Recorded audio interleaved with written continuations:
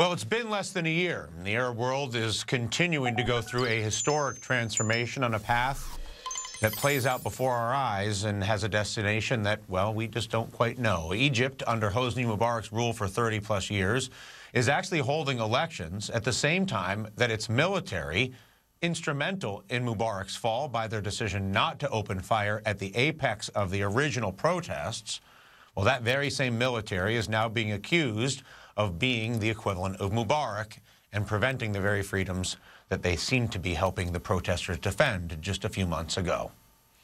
Our next guest not only witnessed the revolution and helped explain it to us as it broke out, she also continued to participate as a journalist in the ongoing developments, and in that process encountered a level of brutality that it is very hard for any of us really to comprehend. Mona Eltahawy, an Egyptian-born journalist, a friend of this show, who walked us into this experience just a few months ago, who says she was recently detained, sexually assaulted, and had her arm broken, along with, I understand, a couple of other bones. I mean, walk us through the story, Mona, and contextualize it, if you could, to your journalism going back to last winter, because I presume you have been putting yourself in relatively, certainly potentially risky or theoretically exposed situations by virtue of being there, as every journalist is for months now. Well, it's great to be back with you, Dylan, because as you said, you know, we experienced a lot of this together, so this really reminds me of those 18 days. I went back to Egypt in November, and I went back actually a few days earlier than I was supposed to be there because of protests that were happening. There were huge protests again in Tahrir Square, and it was a specific street called Mohammed Mahmoud that really drew me there, because it was there that was it was the site of confrontations between protesters and security forces, both the police and the military. And I really wanted to be on that street as an Egyptian and as a journalist, just to pay honor, to pay homage to this courage of these young people who were trying to protect Tahrir Square from the onslaught of the security forces. And I was there, and it was the night or the early morning of the 24th of November. I was beaten brutally. As you can see, my left arm is broken and my right hand is broken. I was sexually assaulted, and I was detained for 12 hours by the Ministry of the Interior and by military intelligence. I was finally let go, and I was denied medical treatment during that time, of course, and tomorrow I'm having surgery to fix a displaced bone on my left arm. But I want to emphasize very clearly that what happened to me is tiny compared to what has happened to so many Egyptians. The army and the security forces in Egypt have been sadistic. So many young men lost their eyes during that week that I was in Egypt. More than almost 40 people died. 3,000 people were injured during that time when I was injured. And not all those people have access to media the way that I do. So I'm very glad to be on your show so that your viewers understand the brutality that we're talking about. It's even more brutal now than under many years under Mubarak. But even more importantly, as an American and as an Egyptian, I have to emphasize to your viewers that a lot of those bullets, a lot of the tear gas that was used to horrendous levels is provided directly by the United States. So as an Egyptian American, I protest most vehemently to the U.S. administration and U.S. arms manufacturers who continue to provide these weapons of brutality to our military junta. And it's interesting that you bring that up, compelling that you bring that up, as the data is remarkably shameful when you look at America. And I think a lot of people in this country look at their tax dollars and think, I'm okay to pay taxes if it is something that is being invested in the prosperity of our nation or in the legitimate security of our nation. But when you see billions of dollars going to these regimes that then purchase weapons from America that are used against people exactly like yourself, and to your point, really not like yourself, because the vast majority of people simply do not have the ability to go on national television and share their story, or for that matter, to even get out of the Middle East where they may be abused, detained, etc., to tell this story.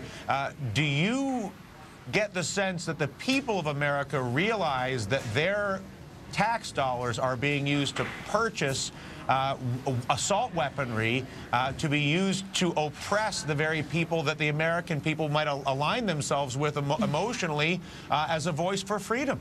No, I think that most my fellow Americans are basically oblivious to what is happening. I mean, we've seen so many pictures of bullets and tear gas canisters that say made in the USA, but I'm hoping that in seeing me, someone who's familiar to your show, and recognizing that this was done by security forces that are funded through the teeth by US tax dollars, they understand and make that connection.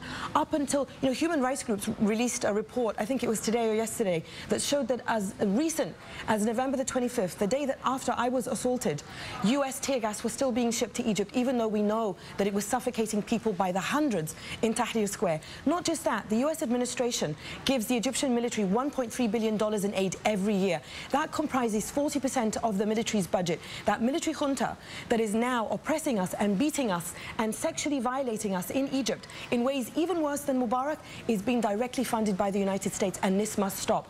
The reason the revolution in Egypt began was to fight exactly this kind of brutality.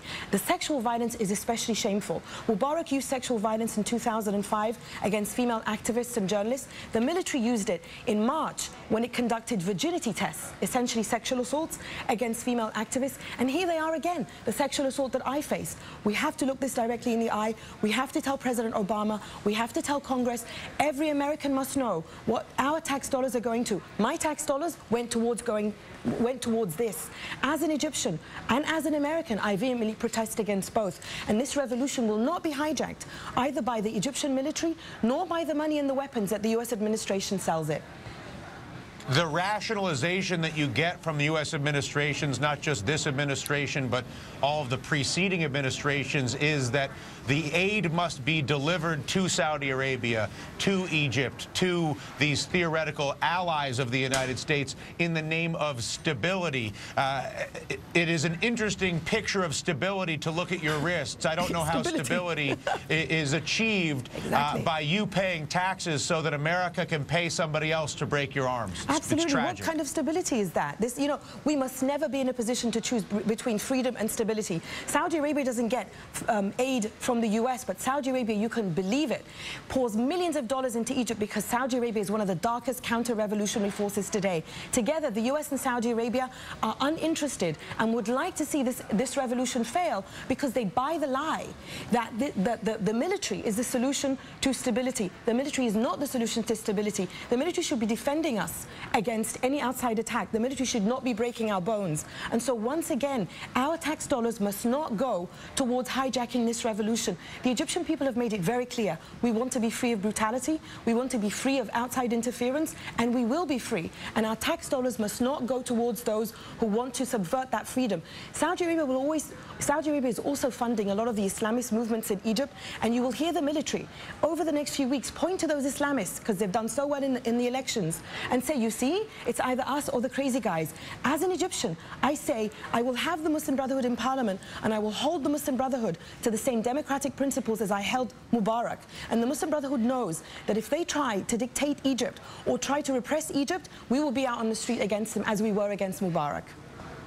Mona, you opened our eyes just under a year ago and helped all of us really appreciate the commonality and the reality of the human experience that was what happened in Tahrir Square, and you have done it in a very profound way once again today. I thank you for it, and I am hopeful that your message is heard by the White House, is heard by the people of America, and that we understand that it is for us to resolve the compassion between each other to solve these things, not to fund the brutality that you have suffered at our hands. And to the extent to which any of my tax money was involved, which tragically it was, I am sorry. Mona Eltahawy, again, journalist, author, and really, at this point, hero. Coming up on Hardball, game changer.